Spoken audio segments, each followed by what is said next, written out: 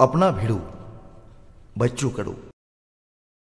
ओम प्रकाश उर्फ बच्चू, कुठलीही राजकीय पार्श्वभूमी नसणारा, आर्थिक परिस्थिती यथातथाच असणारा पोरगा अपक्ष म्हणून 2004 साली लोकसभेला उभा राहतो।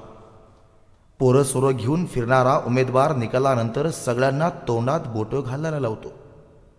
लोकसभा मतदारसंघात येणाऱ्या 6 विधानसभा मतदारसंघांपैकी 3 मध्ये आघाडी घेतो।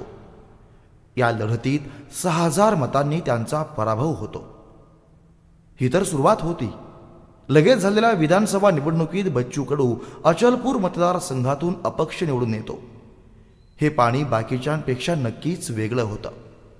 गावात मित्रासोबत कबड्डी खेळताना मित्राला रक्ताची उलटी होते। अमरावती येथे आणल्या जाते। पुढील उपचारासाठी मुंबईला जावं लागतं। पैसे कुणाकडेच नसतात। बच्चू कडू घरचा कापूस विकतो। मित्राला विदाऊट तिकीट मुंबईला दवाखान्यात नेतो। मित्राला रक्ताची गरज असताना रक्तदान करते वेळेस 50 किलो वजन भरत नाही म्हणून खिशात दगड ठेवून रक्तदान करतो। मित्र वाचतो। जेमतेम विशीतला बच्चू कडू गावचा हिरो झाला। पुढे हे रुग्णसेवेचं व्रत वाढतच गेलं। आतापर्यंत 70,000 पेक्षा जास्त शस्त्रक्रिया गरजू लोकांवर करण्यात आल्या। प्रहारच्या माध्यमातून आजपर्यंत 30,000 पेक्षा अधिक रक्तपेशव्या दान करण्यात आल्या।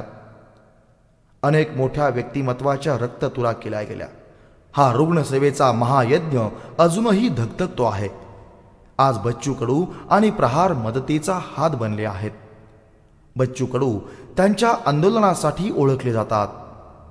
बच्चू कडू म्हणतात, आंदोलनाचा उद्देश म्हणजे प्रश्नाला वाचा फोडणं। मग आंदोलन अयशस्वी झालं तरी चालेल।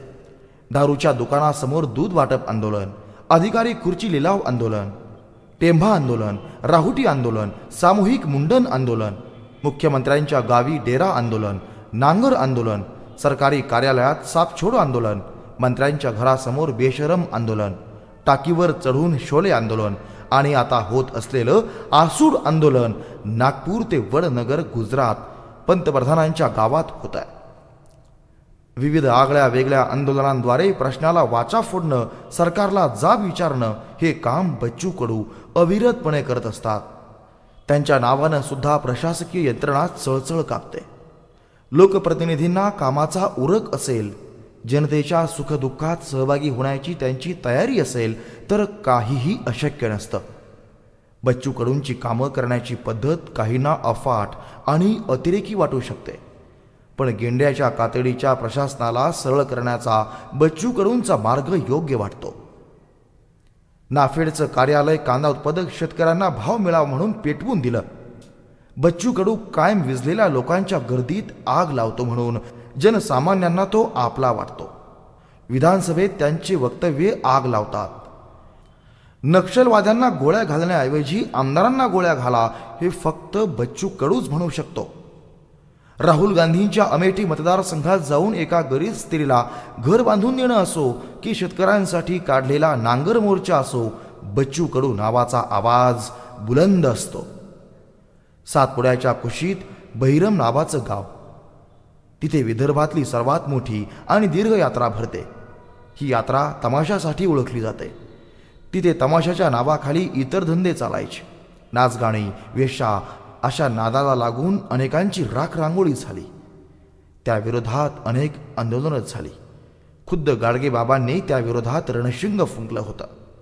बच्चू कडूंनी याविरुद्ध दंड थोपटले। अनेकांनी त्याला विरोध केला, धमक्या दिल्या, पण आमदार काही दबला नाही। आपली सगळी ताकद पणाला लावत प्रहार संघटनेनं इथल्या तमाशाच्या राहुट्या बंद केल्या। आता तिथे महोत्सव होतो, वेगवेगळी शिबिरं होतात, कुस्ती कबड्डीचे फड रंगतात, कीर्तनातून समाज प्रबोधन होतं। या यात्रेत प्रशासन तिथे कचेरी लावतात, अधिकारी उपस्थित राहतात, गोरगरिबांची रखडलेली कामं पूर्ण होतात। एकाच ठिकाणी 14 खात्यांमधील 7,000 कामं संपवण्याचा विक्रम इथे घडलाय। ही एक क्रांतीच होती। बच्चू कडूंनी लग्न केलं गांधी जयंतीच्या मुहूर्तावर। होणारा खर्च टाळून 2000 अपंगांना मदत केली। राष्ट्रगीताच्या तालावर लग्न लागलं। अपंगांच्या प्रश्नावर वेळोवेळी आवाज उठवला, न्याय मिळवून दिला। स्वतःच्या गाड्या विकून ॲम्ब्युलन्स घेतल्या।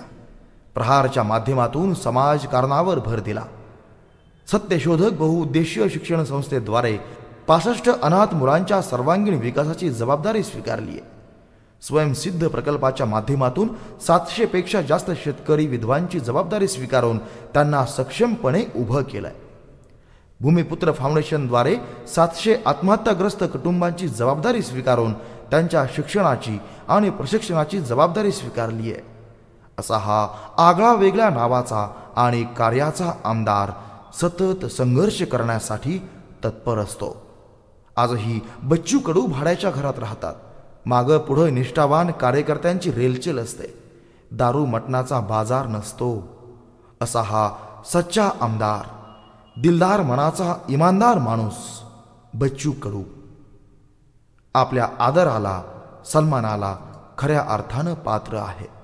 त्यांच्या प्रत्येक संघर्षशील आंदोलनाला महाराष्ट्रातल्या प्रत्येकाचं सहकार्य हवंय. चला तर मग त्यांना आपण सारे जण मिळून साथ देऊयात. बच्चू कडूंच्या प्रेरणादायी जीवन प्रवासाला मानाचा मुजरा.